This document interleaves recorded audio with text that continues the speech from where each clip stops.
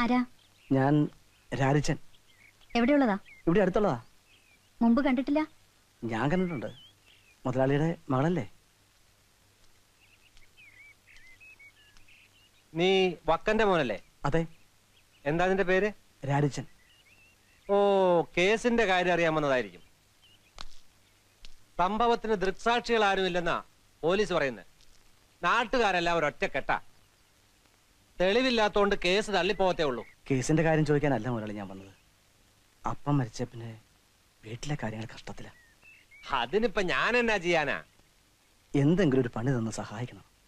വക്കനുണ്ടായിരുന്നപ്പോ കാട്ടിലെ പണിക്ക് നിന്നെ എത്ര വട്ടം വിളിപ്പിച്ചിട്ടുള്ളതാ?